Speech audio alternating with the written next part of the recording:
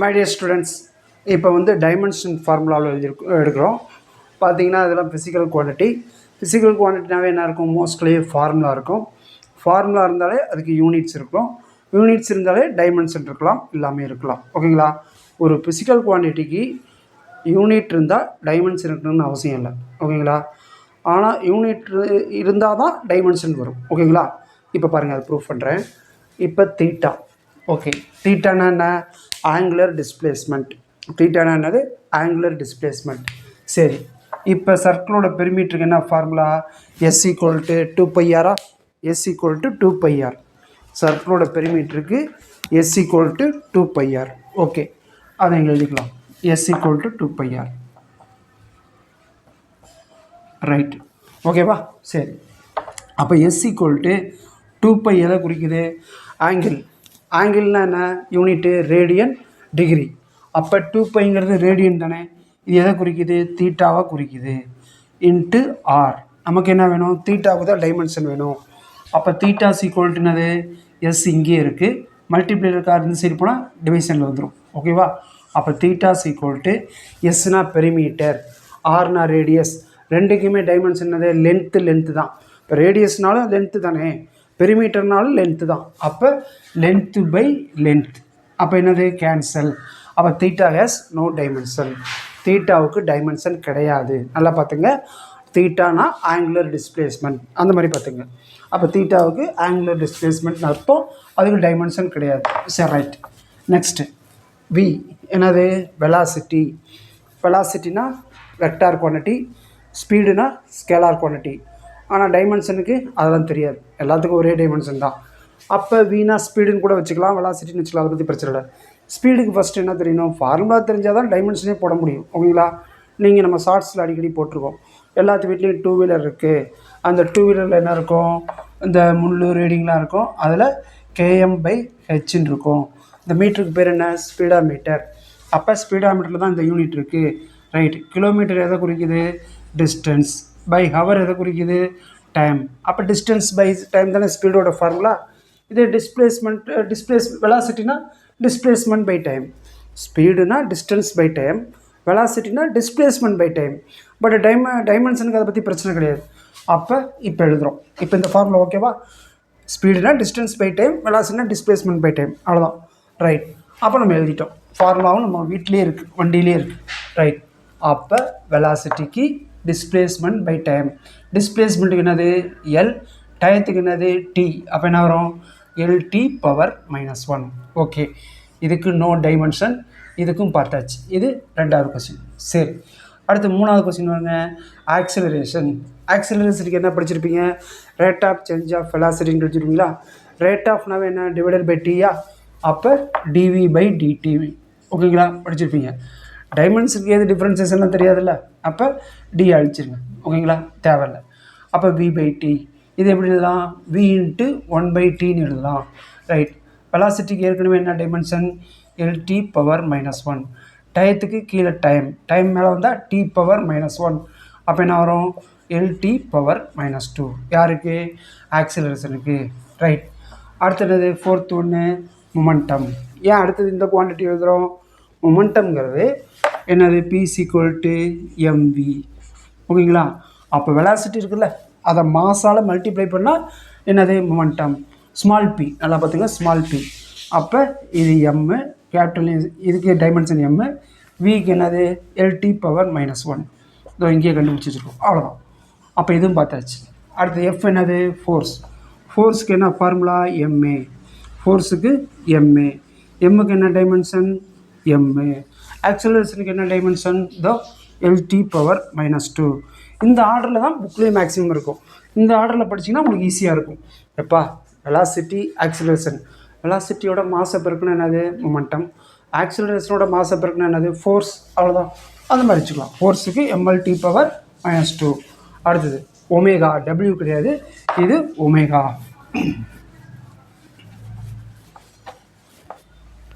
Omega என்னது? Angular velocity. அப்போ ஒமேகாவுக்கு angular velocity, angular displacement by time. Time வந்து ஆங்குலர் டைம் கிடையாது. ஆங்குலர் வெலாசிட்டிக்கு ஆங்குலர் டிஸ்பிளேஸ்மெண்ட் பை டைம். வெலாசிட்டிக்கு டிஸ்பிளேஸ்மெண்ட் பை டைம் சொல்கிறீங்களா, ஆங்குலர் வெலாசிட்டி ஆங்குலர் சேர்த்துக்க வேண்டியதான். தீட்டாவுக்கு என்னது நோ டைமென்ஷன் நம்ம பார்த்துருக்கோம், அப்போ இதுக்கு ஒன்றும் வராது. சரி ரைட்டு, அப்போ இது ஒன்றுன்னு வச்சுக்கலாம். அப்போ டீக்கு என்னது டி, அப்போ என்னது t-1, இதுக்கு என்னது t-1, எத்தனாவது 6th. அடுத்தது ஆங்குலர் ஆக்சிலரேஷன் 7. ஆங்குலர் ஆக்சிலரேஷனுக்கு என்ன formula, d⍵/dt. Rate of change of angular velocity is called angular acceleration. Differences எல்லாம் டைமென்ஷனுக்கு தெரியாது. ஓகே, ஒமேகாவுக்கு என்னது ஏற்கனவே t⁻−1, இங்கே என்ன இருக்குது t, இது t. அப்போ t+1 மேலே வந்தால் t-1, ஏற்கனவே ஒரு t-1 இருக்குது, t-2. அப்போ ஆல்ஃபாவும் ஓகே. ஓகேங்களா. Next L, angular momentum. L angular மொமெண்டத்துக்கு என்ன formula, linear momentum into distance. அப்போ லீனியர் மொமெண்டத்துக்கு mv இன்ட்டு ஆர். அப்போ என்னது எம்முக்கு எம், விக்கு LT⁻−1, ஆருக்கு எல். டிஸ்டன்ஸாக இருந்தாலும் சரி, ஹைட்டாக இருந்தாலும் சரி, பிரெத்தாக இருந்தாலும் சரி, ரேடியஸாக இருந்தாலும் சரி, பெரிமீட்டராக இருந்தாலும் சரி, எல்லாத்துக்கும் டைமென்ஷன்னா லென்த்து எல் தான். ஓகேங்களா. அப்போ எல் இன்ட்டு எல் L². அப்போ ml/2 t⁻−1. எதுக்கு எல்லுனா ஆங்குலர் மொமெண்டம். ரைட். நெக்ஸ்ட்டு ஒர்க்குக்கு என்ன ஃபார்முலா, ஃபோர்ஸ் இன்ட்டு டிஸ்பிளேஸ்மெண்ட். ஒர்க்குக்கு என்ன ஃபார்முலா, ஃபோர்ஸ் இன்ட்டு டிஸ்பிளேஸ்மெண்ட். நல்லா பார்த்துங்க, இது ஒமேகா, இது டபிள்யூ. ஒர்க்குக்கு என்னது, ஃபஸ்ட்டு 9வது ஒர்க்கு = ஃபோர்ஸ் இன்ட்டு டிஸ்பிளேஸ்மெண்ட். ஃபோர்ஸுக்கு என்ன ஃபார்முலா, MA இன்ட்டு டிஸ்பிளேஸ்மெண்ட். எம்முக்கு என்னது MA, ஆக்சிலரேஷனுக்கு என்னது LT⁻−2, டிஸ்டன்ஸுக்கு என்னது L. அப்போ L இன்ட்டு L L/2. அப்போ L/2 t⁻−2. யாருக்கு, ஒர்க்குக்கு. எனர்ஜிக்கு, எனர்ஜி ஒர்க்கு எல்லாம் சேம் யூனிட் தானே, ஜூல் தானே வரும். அப்போ டைமென்ஷனுக்கு அதே தான். நல்லா பார்த்துங்க, ஒர்க்கு, எனர்ஜியில் என்ன energy, kinetic energy, potential energy, எல்லாமே இதுதான். ஓகேங்களா. இது ரொம்ப அடிக்கடி தேவைப்படும். நல்லா பார்த்துங்க, ml² t⁻−2 அடிக்கடி தேவைப்படும். அப்போ ஒர்க்குக்கும் பார்த்தாச்சு. அடுத்து என்னது, பவருக்கு என்ன formula, power = work done by time. எவ்வளோ ரேட் ஆஃப் டூயிங் ஒர்க்கு தானே உங்களுக்கு வந்து பவரு. ஒர்க்குக்கு என்னது ml² t⁻−2, இங்கே கண்டுபிடிச்சிருக்கோம், பை டைம். ஓகேங்களா. அப்போ t+1 மேலே வந்தால் t-1, ஏற்கனவே இங்கே என்ன இருக்குது t-2. அப்போ ml² t⁻−3 எல்லாம் நல்லா போடும். ஓகேங்களா. அப்போ பவருக்கும் பார்த்தாச்சு. Small Beena momentum, capital Beena power. ஓகேங்களா. சரி, கேபிட்டல் பீனா ப்ரெஷர்னு கூட வரும், அதை நம்ம பார்த்துக்கலாம். ரைட். நெக்ஸ்ட்டு இது என்னது, பிளாங்க் கான்ஸ்டன்ட் H. பிளாங்க் கான்ஸ்டன்ட்டுக்கும் ஆங்குலர் மொமெண்டத்துக்கும் ஒரே டைமென்ஷன் தான், அதுதான் நேருக்கு நேராக எழுதியிருக்கேன். ஓகேங்களா. பிளாங்க் கான்ஸ்டன்ட்,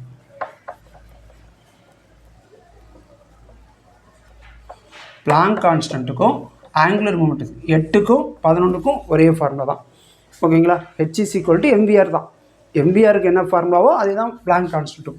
அடுத்து ஃப்ரீக்வன்சி, இதில் காமெடி பாருங்களேன். இப்போ 12 ஃப்ரீக்வன்சி. ஓகேங்களா. ஃப்ரீக்வன்சிக்கு என்ன ஃபார்முலா, இது எஃப்ஆ, இது என்னது பார்க்க எப்படி இருக்குது, கொஞ்சம் கேப் விடுங்க, இப்படி அலைங்க, என்ன வருது 1/tன்னு வருதா. அப்போ ஃப்ரீக்வன்சிக்கு அதிலே லெட்டர் மேஜிக் பண்ணலாம், 1/t. அப்போ t⁻−1. ஃப்ரீக்வன்சிக்கு என்னது t⁻−1. ரைட். அடுத்தது magnetic induction R magnetic field. நீங்கள் படிச்சிருப்பீங்க 10th F = மேக்னெட்டிக் ஃபோர்ஸ்க்கு என்ன ஃபார்முலா, பில்லுன்னா என்ன, ஹோட்டல் பில்லா, அது கிடையாது. Magnetic field current into length. நமக்கு என்ன தேவை, பி தான் தேவை. அப்போ B = என்னது F IL பெருக்கல் இருக்கிறது சரி வந்தால் டிவிஷனில் வந்துடும். ரைட். எஃப்க்கு என்னது mLT⁻−2. I என்னது கரண்ட்டுக்கு ஆம்பியர், எல்லுக்கு லென்த்து மறுகையா. அப்போ MT⁻−2, ஏ மேலே வந்தால் A⁻−1. நல்லா பார்த்துங்க கரெக்டாக. இது மேக்னெட்டிக் ஃபோர்ஸ்க்கு என்ன ஃபார்முலா, BIL. நமக்கு B தான் வேணும். B = IL, இந்த சைட் போனால் டிவிஷனில் வந்துடும். ஃபோர்ஸுக்கு என்ன ஃபார்முலா, MA. எம்முக்கு M, ஆக்சிலரேஷனுக்கு என்னது LT⁻−2. ரைட். இதை அடித்து போட்டால் அந்த மாதிரி வந்துடுது. ஓகேங்களா. அப்போ பிக்கும் பார்த்தாச்சு. அடுத்து என்னது, ஏரியானா என்னது, யாரோட ஏரியாவாக இருந்தால் என்ன, மீட்டர் ஸ்கொயரில் தான் வரும். சர்க்கிளோட ஏரியாவுக்கு என்ன ஃபார்முலா, πr². ரைட். ஸ்பியரோட ஏரியாவுக்கு என்ன ஃபார்முலா 4πr². ஓகேங்களா?